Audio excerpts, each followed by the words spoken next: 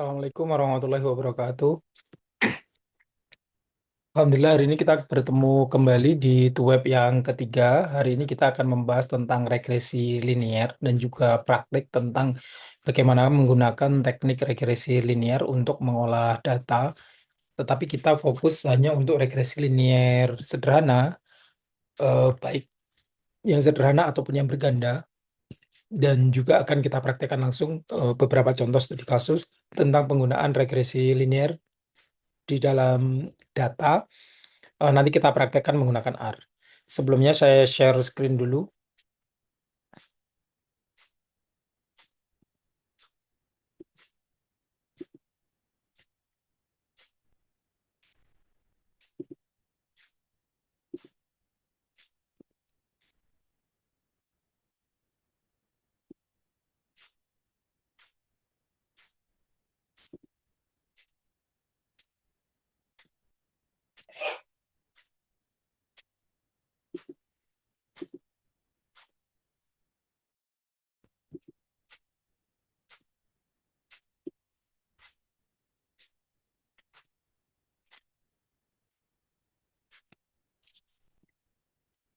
Oke, hari ini kita akan membahas tentang regresi sederhana. Kita mulai dari analisis regresi dari definisinya terlebih dahulu.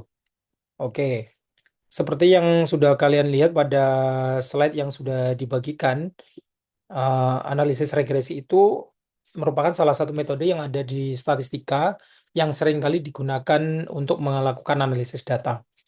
Nah, analisis regresi ini biasanya digunakan untuk melakukan prediksi dan juga untuk menemukan hubungan antar variabel di dalam data yang sedang dianalisis.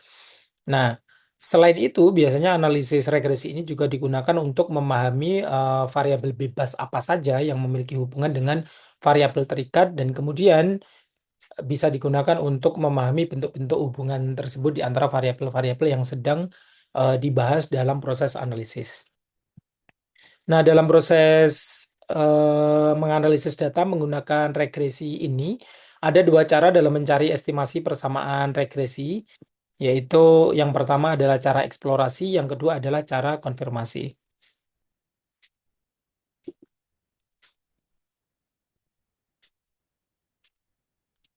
Langkah lainnya yang perlu dilakukan ketika kita melakukan analisis regresi dengan cara eksplorasi, yaitu pertama, kita menggunakan variabel X, yaitu merupakan nilai observasi yang diurutkan dari nilai terkecil hingga terbesar, sehingga nilai kecil berada di urutan yang paling bawah, misalnya, ataupun sebaliknya. Nah, kemudian urutan dari nilai pada variabel Y-nya atau variabel terikatnya mengikuti pasangan dari variabel X-nya tadi setelah diurutkan. Nah, setelah kita menggunakan variabel X sebagai nilai observasi tadi, kita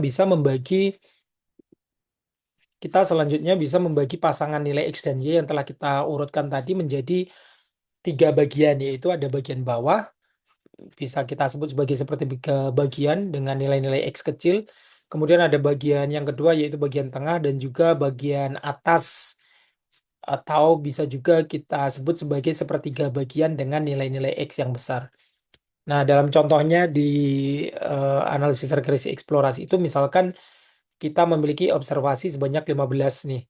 Nah, sehingga dari masing-masing tadi bisa kita kelompokkan menjadi tiga, masing-masing terdiri dari 5 observasi. Nah, selanjutnya kita bisa menghitung nilai pusat dari pasangan nilai X dan Y pada masing-masing bagian, bagian bawah, bagian tengah, dan bagian atas tadi. Nah, nilai pusat inilah yang kita gunakan untuk menentukan median atau tri rata-ratanya. Pada pembahasan regresi linear sederhana itu bisa dianalisis dengan cara eksplorasi maupun konfirmasi. Nah, pada cara eksplorasi, langkah-langkah yang telah diberikan tadi, kemudian dicari masing-masing pusat per bagian. Tadi kan ada tiga bagian ya, jadi kita cari nilai pusatnya berapa. Nah, kemudian kita bisa menemukan persamaan regresi estimasinya, yaitu dengan persamaan ini, yaitu Y topi sama dengan A plus BX. Nah, pada analisis regresi menggunakan cara konfirmasi ini diberikan rumus tadi untuk mencari model persamaan regresinya, yaitu Y topi sama dengan A plus BX. Sehingga dengan cara konfirmasi ini kita akan ngecek tuh apakah memang memenuhi persamaan garis linier atau tidak untuk memperoleh nilai A dan B.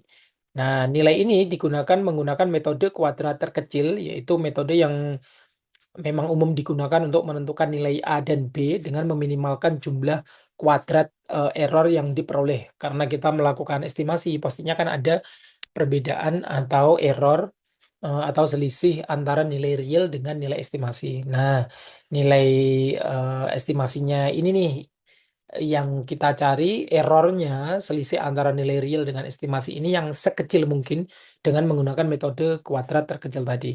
Sehingga rumus yang bisa kita gunakan yaitu B sama dengan N sigma dan seterusnya. Dari situ nanti kita akan memperoleh nilai B atau merupakan koefisien regresi karena dia merupakan pasangan dari X.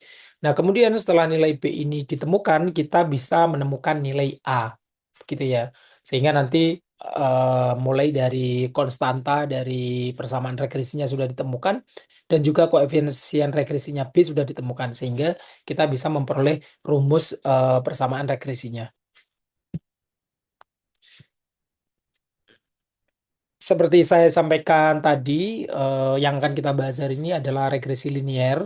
Kemudian nanti ada regresi linier berganda. Nah, kita mulai dari regresi linier terlebih dahulu. Regresi linier merupakan salah satu metode statistik yang digunakan menganalisis hubungan antara variabel bebas X dan juga variabel terikat Y. Nah, tujuannya untuk apa nih regresi linier? Nah, regresi linier ini biasanya digunakan untuk memprediksi nilai Y berdasarkan nilai X. Sehingga nanti jika kita sudah memperoleh model regresinya, kita sudah tahu persamaannya, kita sudah tahu rumusnya, sehingga kita bisa melakukan prediksi nih, nilai Y itu kira-kira berapa jika diberikan nilai X tertentu. Nah, untuk regresi linear sesuai dengan namanya, ini menggunakan persamaan linear ya. Jadi regresi linear ini secara umum memiliki rumus atau memiliki model yaitu Y sama dengan A plus BX plus epsilon. Dengan Y adalah variabel terikat, X-nya adalah variabel bebas, dengan A-nya adalah konstanta atau biasa kita sebut juga dengan intercept atau titik potong dengan sumbu Y. Begitu ya.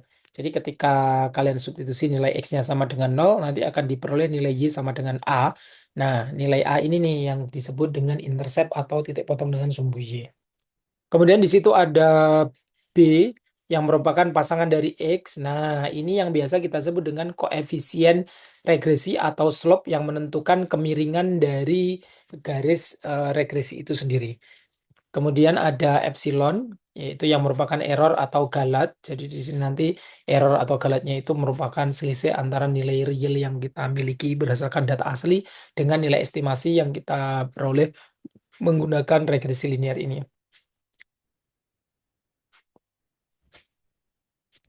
Kemudian bagaimana nih cara menginterpretasikan model? Jadi setelah kita melakukan analisis, kita ada data tuh. Terus kemudian kita mau melakukan analisis. Nah, setelah melakukan analisis pasti ada hasilnya kan. Nah, kita pasti perlu untuk memberikan interpretasi pada model itu dari hasilnya itu, nah, apakah sudah sesuai atau enggak tuh gitu. Misalnya kita memperoleh modelnya yaitu Y sama dengan 20 plus 3X. Tadi apa? 20 tadi dan 3 tadi. Ada yang tahu?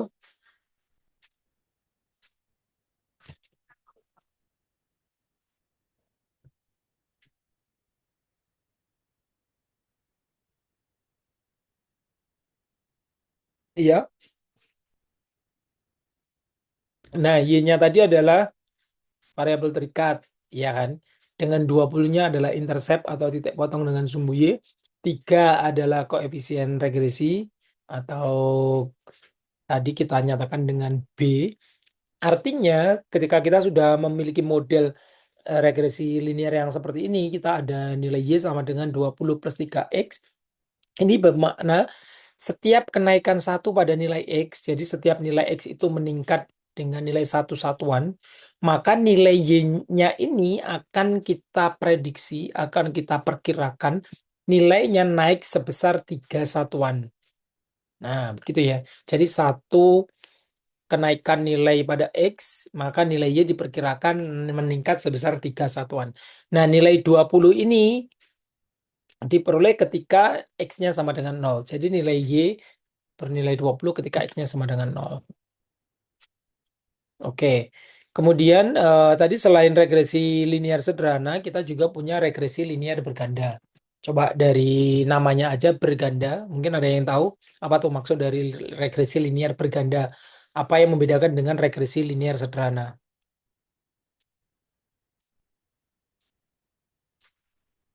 Oke. Nah, regresi linear berganda itu kapan nih bisa kita gunakan? Kapan kita menggunakan regresi linear sederhana? Kapan kita menggunakan regresi linear berganda? Pertanyaan kan gitu ya. Karena tadi kita sudah ada regresi linear sederhana, kemudian ini ada regresi linear berganda, pasti muncul pertanyaan nih, kapan kita menggunakan berganda, kapan kita menggunakan linear sederhana?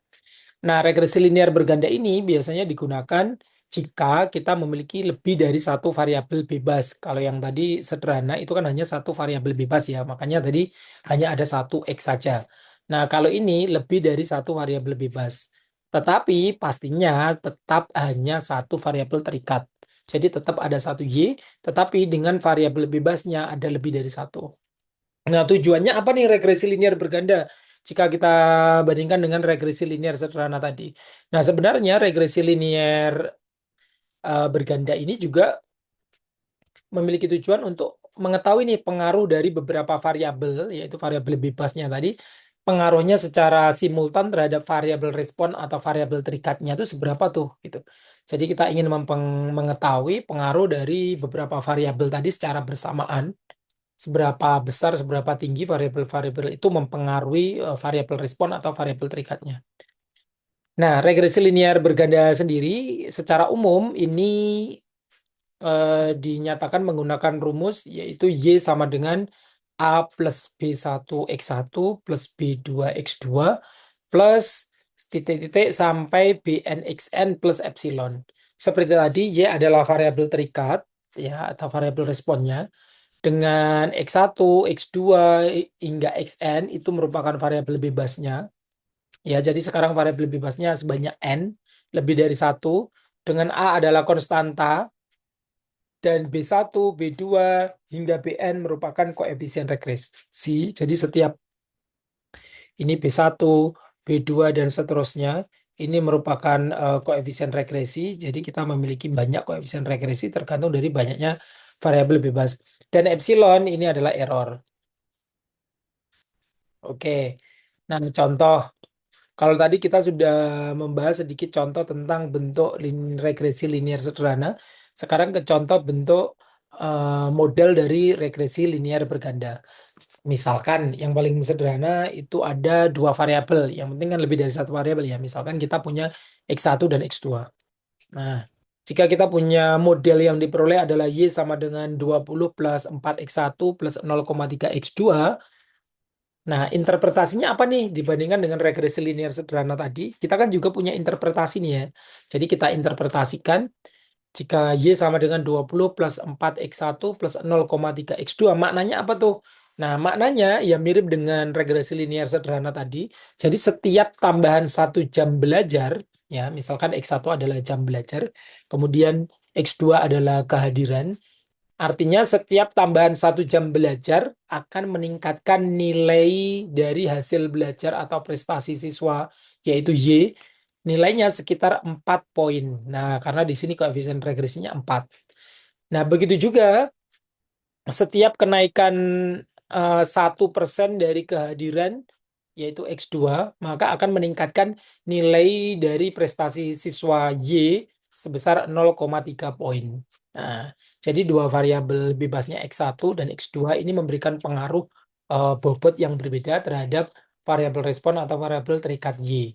Begitu ya. Jadi kalau kita lihat dari model ini, terlihat jelas bahwa variabel X1 itu berkontribusi lebih besar mempengaruhi prestasi siswa dibandingkan dengan tingkat kehadiran.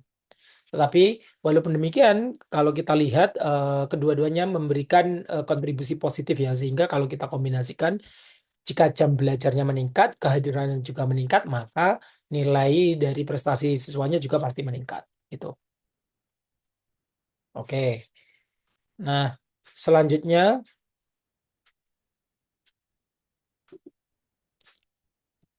sebenarnya seperti saya sampaikan tadi, regresi itu ada banyak sekali jenisnya, tetapi kita hari ini hanya fokus pada regresi linear sederhana dan juga regresi linear berganda. Nah, untuk materi-materi yang selanjutnya bisa kalian pelajari secara detail di buku-buku referensi tentang analisis data. Ada regresi polinomial. Nah, namanya aja regresi polinomial, ini biasanya digunakan jika hubungan datanya itu berbentuk kurva. Nah, secara umum, model dari regresi polinomial itu dinyatakan dengan ini. Kalau kalian perhatikan, berbeda dengan yang tadi, kita punya variabel bebasnya adalah X, variabel bebas X kuadrat, dan variabel bebas X pangkat 3. Nah, ini ciri khas dari polinomial, variabel bebasnya memiliki pangkat 1, 2, 3. Seperti halnya fungsi kuadrat yang mungkin familiar bagi kalian, itu juga termasuk salah satu dari polinomial, tapi dia berderajat 2 karena pangkat tertingginya 2. Begitu ya. Nah, contohnya biasanya regresi polinomial ini untuk mengukur atau menganalisis tentang pertumbuhan tanaman, lintasan benda, ataupun kurva produksi. Nah, contoh regresi lain yaitu ada regresi logistik. Nah, regresi logistik ini biasanya digunakan jika variabel responnya itu berbentuk kategori. Nah, sekarang cukup berbeda dengan yang tadi ya. Kalau tadi selalu numerik, sekarang variabel responnya berbentuk kategori. Nah, berbentuk kategori itu contohnya seperti apa? Lulus atau tidak lulus, sakit atau sehat, misalkan emailnya spam atau bukan. Nah, itu bisa digunakan menggunakan analisis regresi logistik. Nah, secara umum model regresi logistik itu dinyatakan menggunakan rumus PY sama dengan 1, yaitu 1/1 plus E pangkat negatif A plus BX. Nah, outputnya nanti akan berupa peluang nilainya antara 0 dan 1, kemudian nanti bisa digunakan untuk memberikan kategori apakah variabel yang ada yang kita observasi tadi masuk ke kategori lulus atau tidak lulus, sakit atau sehat, atau misalkan untuk klasifikasi emailnya itu spam atau bukan. Nah, selain ini sebenarnya ada banyak sekali jenis regresi yang lain, yaitu ada tadi kan sudah ada eksponensial, ada logaritmik, kita juga ada regresi ridge, ada regresi Lasso, ada Poisson dan juga Robust. Silakan kalian pelajari untuk metode regresi yang lainnya itu di buku lanjut, di statistika lanjut ada, atau di buku data mining tentang analisis data juga ada. Silahkan kalian pelajari di sana. Kalau nanti misalkan kalian tertarik dan ingin berdiskusi, kalian boleh menghubungi saya ya untuk mendiskusikan tentang regresi logaritmik, ridge, Lasso, Poisson ataupun Robust ini. Gitu. Nah sekarang materinya untuk hari ini cukup ini saja. Nah, selanjutnya kita akan melakukan praktik ya. Kita akan melakukan praktik tentang bagaimana cara melakukan analisis regresi baik linear ataupun berganda di R. Nah, nanti kalian bisa mencoba sendiri di rumah ya untuk prakteknya ini. Saya share R-nya dulu sebentar.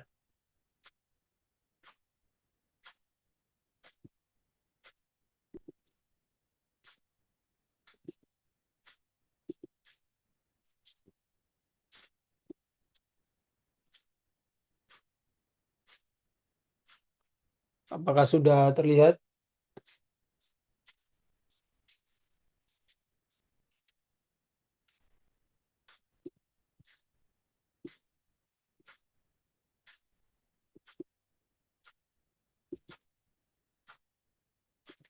Biar terlihat lebih jelas ya. Oke.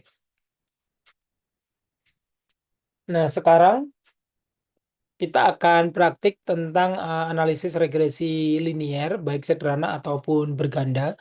Yang perlu kalian lakukan pertama, kalau saya biasanya menggunakan R Markdown karena ini memang lebih interaktif ya kalau menurut saya dan lebih mudah digunakan kalau kita mau melakukan analisis sehingga kita bisa mengetahui nilai variabel-variabel yang sedang kita analisis secara langsung.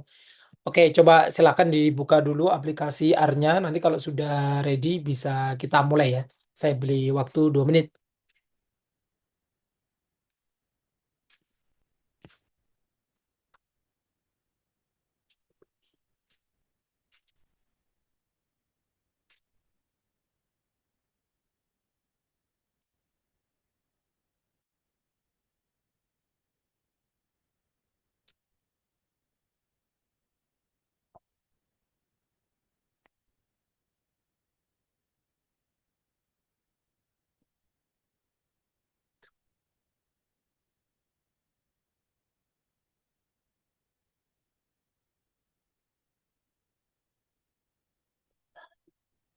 Oke, ready ya? Oke, kalau gitu kita mulai. Yang pertama, kalian harus siapkan package-nya dulu yang digunakan pada analisis ini, yaitu package yang digunakan ada ggplot2, ada library car. Kalau misalkan kalian mau menggunakan data yang ada di library car, kemudian ada core plot, ada LM test. Nah, kalian running dari library ini. Kalau misalkan kalian belum install, silahkan install dari masing-masing package ini melalui konsol yang ada di bawah ini ya. Kalau kalian misalkan belum ada di install, kalian bisa menginstalnya menggunakan perintah install package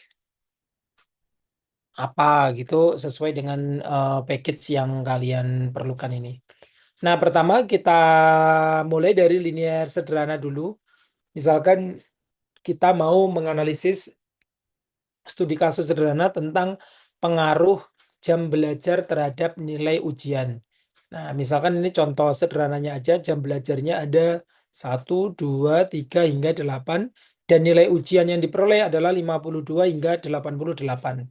Nah, kemudian kalian bisa, karena datanya ini sudah kita buat ya berupa data frame, bisa kalian cek di F sederhananya apa. Jadi kalau kalian cek di sini, nanti akan muncul hasilnya. Nah, ini data sederhananya berarti ada jam belajar dan juga ada nilai ujian. Cocok ya, jam belajarnya 1, nilai ujiannya 52, jam belajarnya 2, nilai ujiannya adalah 58 dan seterusnya. Nah, di model regresi linear sederhana, ya kita buat, silahkan beri nama variabelnya yang mudah untuk dikenalin atau mudah untuk dipahamin, karena kita tadi adalah regresi linear sederhana. Di sini saya beri nama model sederhana. Nah, kita menggunakan fungsi LM seperti biasa. Kalau kalian misalkan masih asing, LM itu ngapain sih fungsinya, bisa kalian ketikkan tanda tanya LM. Nah, nanti di sebelah kanan, nah di situ akan muncul keterangan fungsi LM itu apa sih? Linear models. Jadi digunakan untuk model linear termasuk juga untuk multivariat. Nah, jadi nanti rumus-rumusnya adalah kalian bisa ngikuti di sini. Ada formula, kemudian ada data, ada subset, dan seterusnya. Nah, di sini yang kita cari adalah nilai ujian, ya. Variabel terikatnya adalah nilai ujian, dan variabel bebasnya adalah jam belajar. Nah, datanya kita ambil dari data frame yang sudah kita definisikan sebelumnya, yaitu DF sederhana. Sehingga model kita buat dengan ini. Nah, ini sesuai dengan rumus LM yang ada di sebelah kanan ini ya. Kalau kalian lihat LM, formula, koma, data, dan seterusnya. Nah, setelah kita sudah built-in model sederhana ini, hasilnya apa tuh? Kalau misalkan kita sudah membentuk model itu, nah nanti akan muncul hasilnya tuh, summary-nya seperti apa. Jadi di sini ada summary dari model sederhana yang sudah kita buat tadi. Kalau kalian ketikkan summary, nanti akan muncul hasilnya seperti ini. Sehingga kita peroleh, oh ternyata nilai intercept atau titik potong atau nilai dari A tadi adalah 47,1 sekian. Dan koefisien jam belajarnya yaitu apa tadi?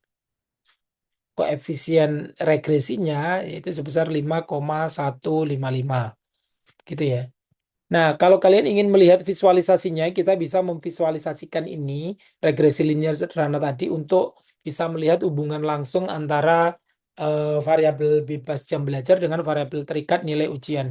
Menggunakan fungsi ggplot seperti ini, kalian nanti bisa ngeplot untuk melihat visualisasi dari regresi linear sederhana yang sedang kita lakukan.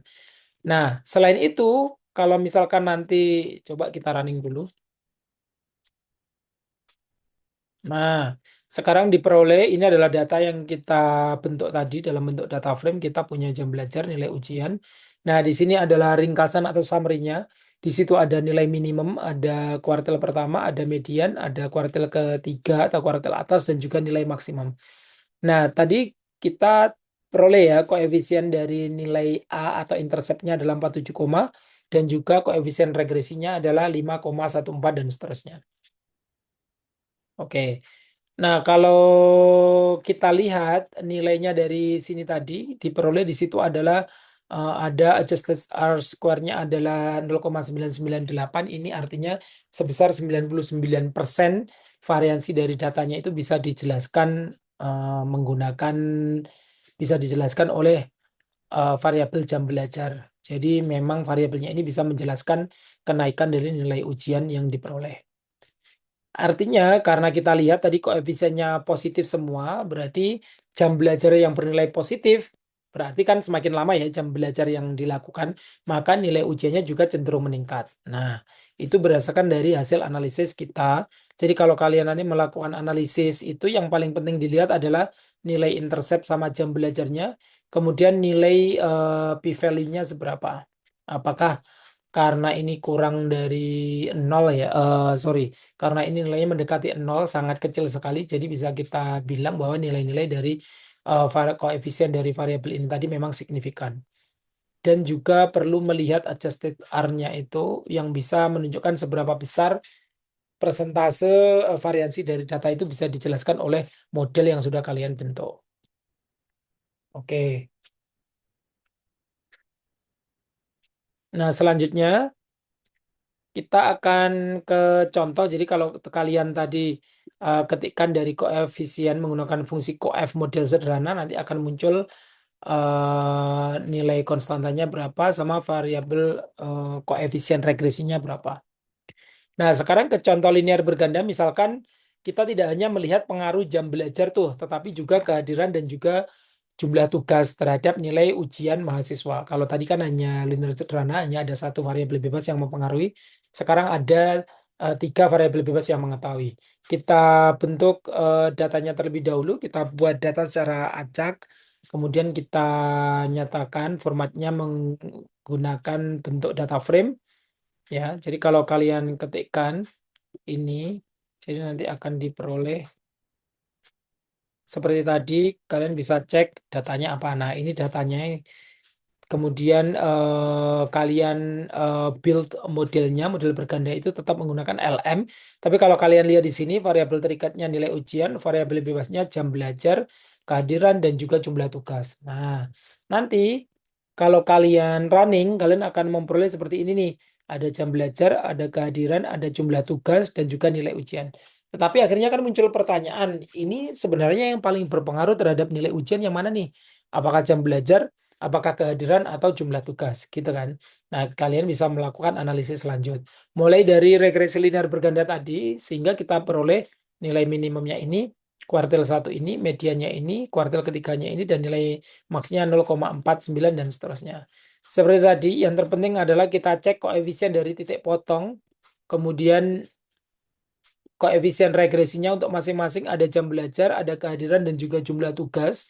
Nah, di situ nanti bisa dicek dari p-value-nya ini mana nih yang paling berpengaruh terhadap hasil belajar siswa. Nah, kalau kalian cek nilai p-value-nya kan cukup tinggi semua ya, walaupun itu memang kurang dari satu, tapi cukup tinggi. Kalau kita lihat adjusted R-nya adalah 99,84%, artinya variansi datanya masih bisa dijelaskan dengan baik. Jadi kalau kalian cek koefisien dari regresi linear bergandanya tadi, kita peroleh nilainya ini. Nah, artinya apa? Jika koefisien dari jam belajar ternyata adalah 2,5, maka setiap tambahan satu jam belajar itu akan diprediksi meningkatkan nilai ujiannya sebesar 2,5 poin. Dengan asumsi adalah variabel lainnya tetap.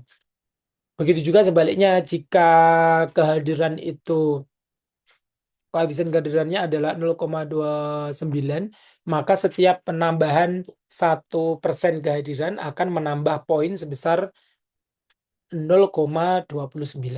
Begitu cek seterusnya.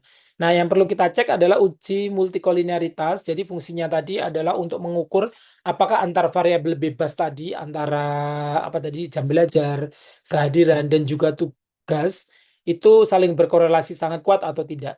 Nah, apabila mereka berkorelasi kuat, artinya kita cukup menggunakan salah satu variabel bebas aja yang memiliki korelasi kuat itu untuk built-in model kita atau melakukan analisis regresi linear berganda kita. Nah, menggunakan fungsi FIF ini nanti akan diperoleh nilai FIF-nya seperti apa. Nah, nilai FIF itu didefinisikan jika nilainya lebih dari 10, maka multikolinearitasnya tinggi tuh. Jika lebih dari 5 kurang dari 10 itu sedang, kalau kurang dari 5 nilainya kecil. Nah, kalau kita cek ternyata nilainya kan tinggi semua ya di atas 10. Nah, berarti ini menjelaskan variabel bebasnya itu harusnya kan tidak saling menjelaskan satu sama lain ya, sehingga dari masing-masing variabel bebasnya tadi bisa memberikan informasi baru kepada kita, informasi yang bermanfaat kepada kita, variabel mana sih sebenarnya yang paling mempengaruhi variabel respon kita gitu. Nah, sehingga yang terjadi apa jika dua variabel itu memiliki kemiripan yang kuat, sehingga hubungannya juga sangat kuat, maka akan terjadi multikolinearitas. Nah, apa tuh yang akan terjadi jika ada multikolinearitas? Ya, pastinya koefisien regresi menjadi tidak stabil ya. Nah, nilai p-value-nya akhirnya bisa menyesatkan tuh, karena terlihatnya seolah-olah signifikan, tapi sebenarnya tidak. Nah, contohnya tadi ada jam belajar, itu kan nilai VIF-nya adalah 273,03. Berarti jam belajar ini kan sangat kuat ya korelasinya dengan variabel bebas yang lainnya. Nah, ini pastinya menjadi masalah karena informasi yang dibawa oleh jam belajar ini ya hampir sama saja dengan informasi yang dibawa oleh dua variabel bebas lainnya. Begitu juga kalau kita cek di kehadiran sebesar 206,02, ini juga menunjukkan multikolinearitas yang ekstrim ya. Karena apa? Ya pasti kemungkinannya siswa yang rajin belajar itu juga memiliki kehadiran yang tinggi. Jadi kedua variabelnya tadi pasti bergerak bersama atau mereka saling terkait memiliki hubungan yang kuat. Begitu juga dengan jumlah tugas, kalau kita cek tadi nilainya juga lebih dari 10, berarti korelasinya juga masih cukup tinggi dengan variabel-variabel yang lain. Hal ini menunjukkan jumlah tugas pun juga memiliki korelasi yang kuat dengan variabel pertama dan variabel kedua tadi. Artinya di model ini terjadi multikolinearitas yang sangat kuat karena semua nilai VIF-nya jauh di atas 10 ya. Jadi ketika kalian melakukan regresi, analisis regresi itu sebenarnya perlu melakukan uji asumsi regresi yang bisa kalian lakukan menggunakan beberapa metode. Salah duanya adalah Shapiro test, yaitu uji normalitas residual dan juga BP test untuk uji heteroskedastisitas. Jadi kalau ini saya running, nanti akan menghasilkan ini ya. Hasil dari Shapiro-Wilk-nya adalah itu. Kalau kita interpretasikan p-value yang lebih dari 0,05 ini menunjukkan residualnya berdistribusi normal. Nah, sedangkan yang satunya tadi jika p-value-nya lebih dari 0,05 menunjukkan tidak terdapat heteroskedastisitas yang terjadi pada analisis kita. Artinya apa? Artinya ya variansi error atau residual pada model regresi yang telah kita temukan tadi yang bersifat konstan. Hal ini berarti tinggi rendahnya atau besar kecilnya kesalahan prediksi yang dilakukan oleh model itu relatif sama ya di seluruh rentang datanya. Contoh, misalkan kita memiliki model untuk memprediksi nilai siswa. Jika modelnya baik dan homoskedastisitas, maka nilai prediksi nilai dan juga errornya itu akan ditunjukkan seperti ini nih. Sehingga errornya relatif stabil ya, 3, 4, 3, 5. Nah, relatif stabil sekitar itu. Tetapi jika terjadi heteroskedastisitas, nah akan seperti apa? Misalkan ini nih, prediksi nilainya adalah 60, 70, 80, 90. Errornya kalau kalian lihat itu kan semakin membesar ya. Sehingga jika nilai prediksinya itu semakin membesar, nilai errornya juga semakin membesar. Nah, ini nih yang menjadi masalah ya. Karena terjadi heteroskedastisitas itu tadi. Nah, sekarang kalau kita mau melakukan prediksi dengan model berganda tadi, misalkan kita memiliki data baru, ada mahasiswa dengan jam belajar 8, kehadiran 90 dan jumlah tugasnya 7. Ternyata nilai akhir dia berapa tuh? 82,86. Ini hasil prediksi kita menggunakan model regresi linear berganda yang sudah kita buat tadi. Nah, kita ke contoh studi kasus. Saya memiliki dua studi kasus. Yang pertama, studi kasus bidang pendidikan. Misalkan, seorang dosen ingin memprediksi nilai akhir mahasiswa berdasarkan jam belajar, kehadiran, jumlah tugas yang dikumpulkan. Pertanyaannya ada buat model regresi linear berganda. Kemudian tentukan variabel mana yang paling signifikan. Hitung nilai R squared dan lakukan uji multikolinearitas serta prediksi nilai mahasiswa baru. Nah, dari pertanyaan ini, pertama, kita perlu membentuk datanya dulu. Misalkan diberikan datanya adalah ini. Kemudian kita cek apakah datanya itu sudah sesuai dengan yang kita miliki atau tidak. Nah, kemudian kita membangun model regresi linear berganda seperti tadi ya. Ini saya beri nama variabelnya adalah model pendidikan. kita menggunakan fungsi LM dengan variabel terikatnya adalah nilai ujian dan variabel bebasnya adalah jam belajar dan seterusnya. Setelah kita bentuk modelnya, kita bisa melihat ringkasan dari modelnya tadi berdasarkan hasil analisis kita.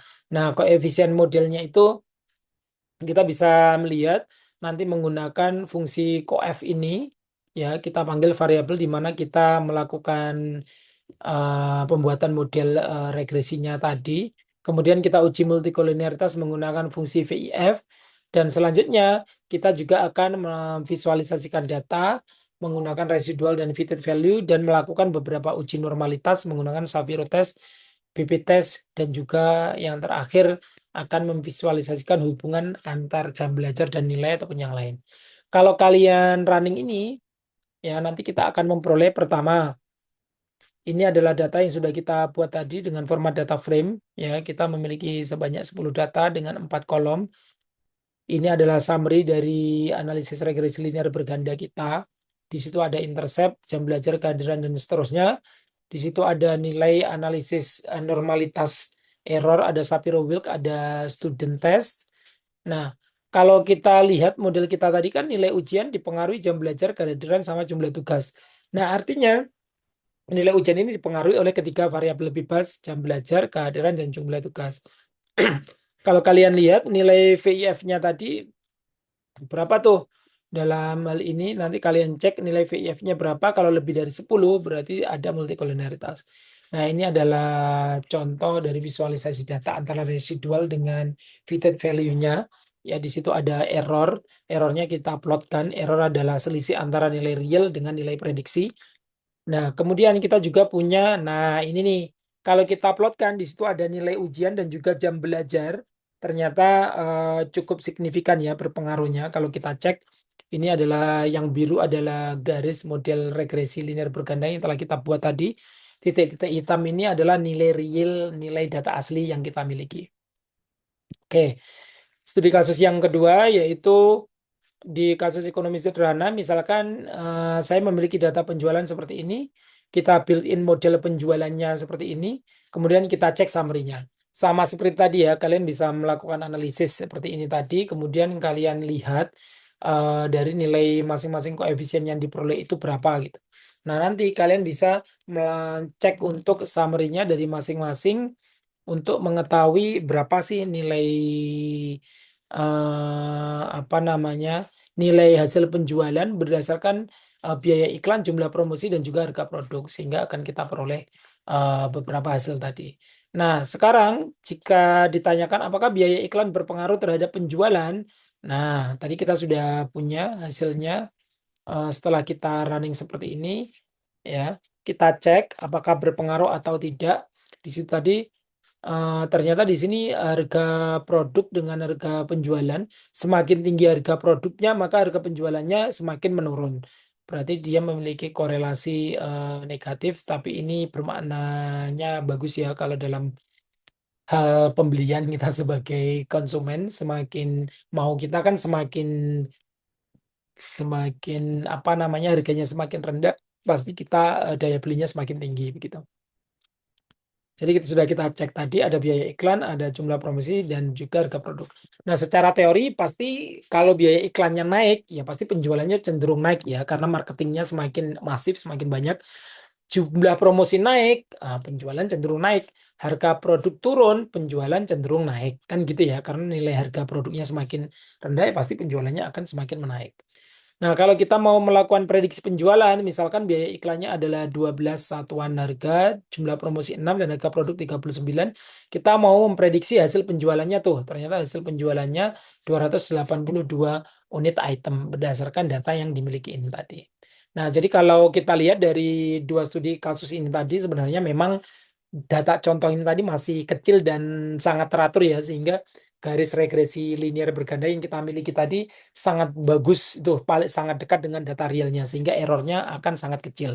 Jadi kemungkinan besar nilai VIF-nya pasti tinggi karena variabel bebasnya bergerak bersama-sama ya, mereka saling mempengaruhi satu sama lain. Tapi di data real nyata kalian bisa jadi datanya adalah ratusan atau bahkan ribuan, sehingga analisisnya itu sangat diperlukan untuk mengetahui sebenarnya variabel bebas mana nih yang paling berpengaruh terhadap prediksi hasil penjualan, apakah biaya iklan, jumlah promosi, ataupun harga produk. Sehingga nanti informasi itu bisa digunakan oleh penjual untuk menentukan, oh ternyata biaya iklan ini tidak terlalu berpengaruh nih daripada mengeluarkan uang untuk biaya iklan, ya udah akhirnya dihapus saja. Jadi cukup eh, jumlah promosi sama harga produk saja.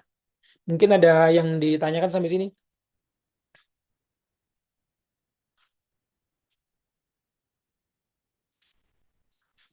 Ada?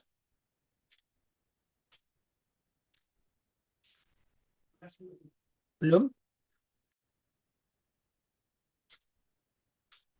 Oke, nggak apa-apa. Jangan lupa nanti setiap nilai tugas sudah ada feedback dari saya. Yang ingin melakukan perbaikan, segera dilakukan perbaikan. Kemudian nanti bisa konfirmasi ke saya ya untuk nilainya agar saya perbaiki berdasarkan hasil revisi tugas kalian. Jangan lupa setiap tugas, karena mata kuliah kita adalah mata kuliah berpraktik, semua harus melampirkan link video praktik ketika mengerjakan tugas itu. Boleh ditaruh di drive ataupun boleh diupload ke YouTube. Nanti linknya ditaruh di file PDF jawaban kalian. Begitu ya. Nanti koreksinya segera saya selesaikan dan nanti nilainya akan segera saya publish. Silahkan nanti yang ingin melakukan perbaikan bisa konfirmasi ke saya. Nanti nilainya bisa saya perbaiki berdasarkan hasil revisi. Begitu ya. Kurang lebihnya mohon maaf. Insya Allah kita ketemu lagi di pertemuan selanjutnya. Selamat belajar untuk kalian semua. Sukses selalu dan sehat selalu. Selamat malam. Assalamualaikum warahmatullahi wabarakatuh.